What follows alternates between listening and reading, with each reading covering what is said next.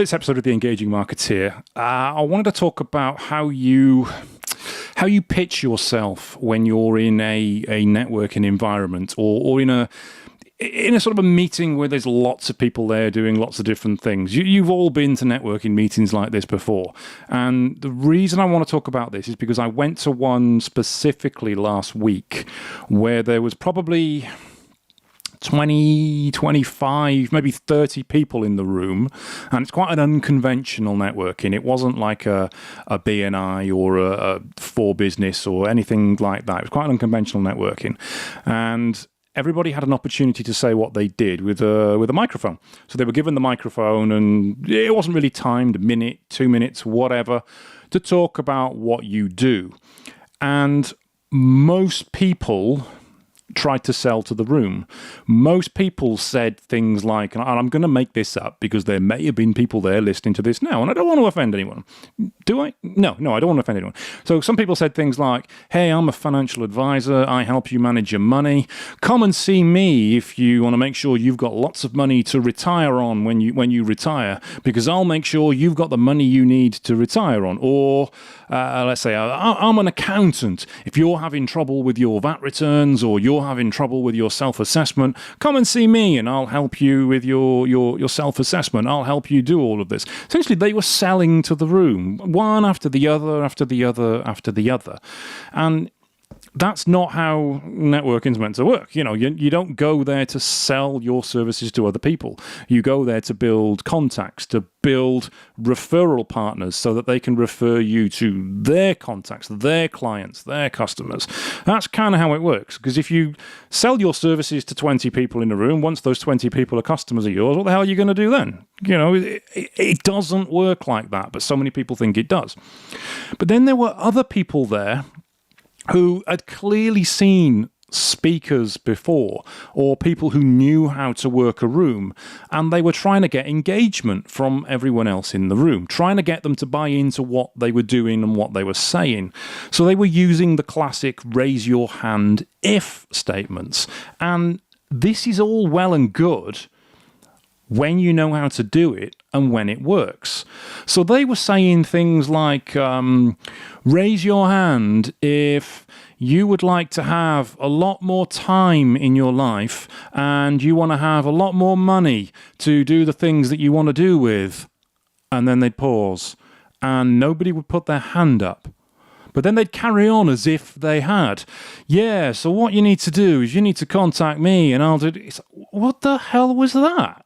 And then someone else came in and said, raise your hand if you want to have more money at the end of the month and not have too much month at the end of your money. And nobody put their hand up.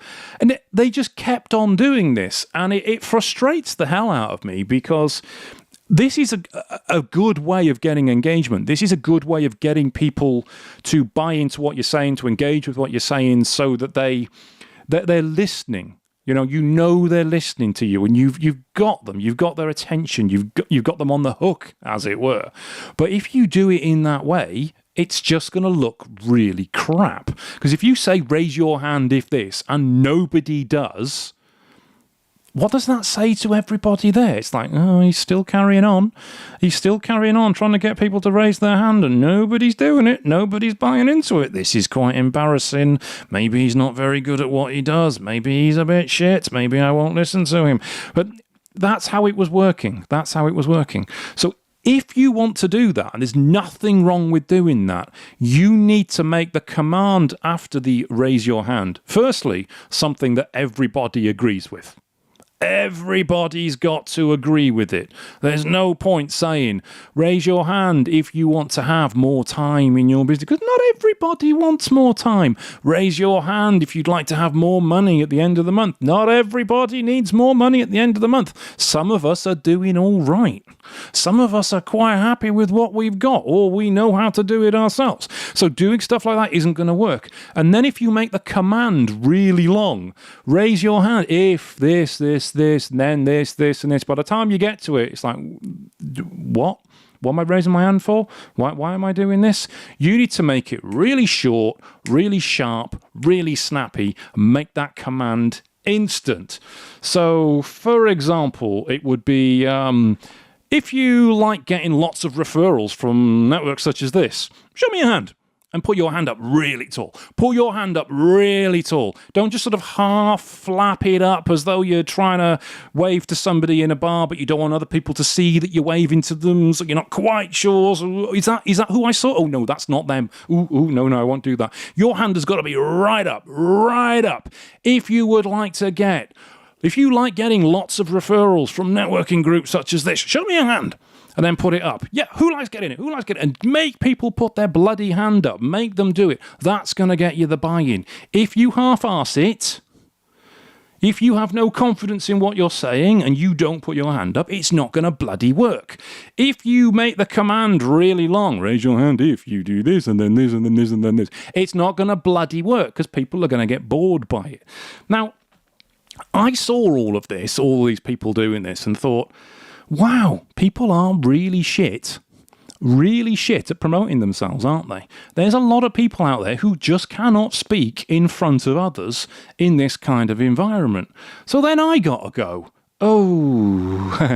I didn't bother with the whole interaction things. I thought, I'm not going to do that because I'm just going to make it obvious that this is how you do it and this is how you don't do it, whether the people do it, because I didn't want to embarrass anyone like that. So I didn't do that. I could have done, but I didn't do that. Instead, I got people to think about what they were saying. So when I did it, I said, you're really proud of your website. You put your new website live. You filled it with lots of information about you, your history, your credentials, your work history, the clients you've worked with. You've talked about all the products you've got. You've talked about all the services you've got. You've talked about all the packages and the programs that you run. All you need now is for lots of clients to contact you and ask to be a customer of yours. Does that happen to everybody here?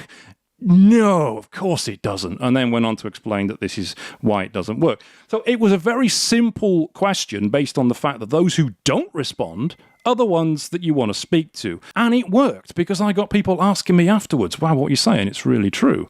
Yeah, I did put my website live. I put all the crap on there about what I do, but nobody inquired with me because, well, nobody's looking for the solutions to the problems. They're all looking for the problems themselves. And if you talk about the solutions, but you don't talk about the problems, then no one's ever going to find you because that is not how we search.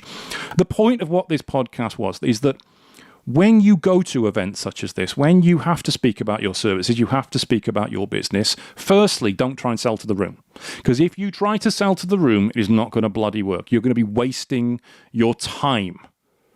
Because people who do that do not make networking work for them.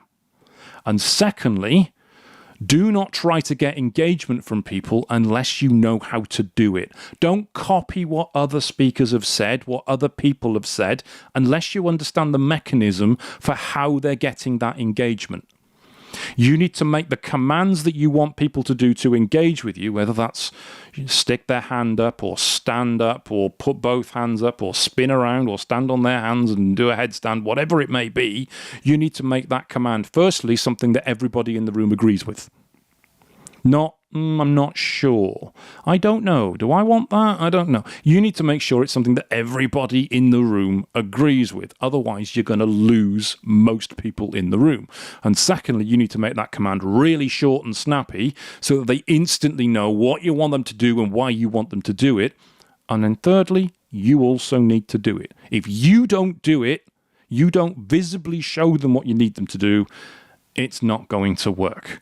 So that's how you command people at a networking group, how you command people when you speak. It's quite straightforward. It really is. And I have been asked a few times if I could do some sort of course on this. And it's occurred to me that I probably could.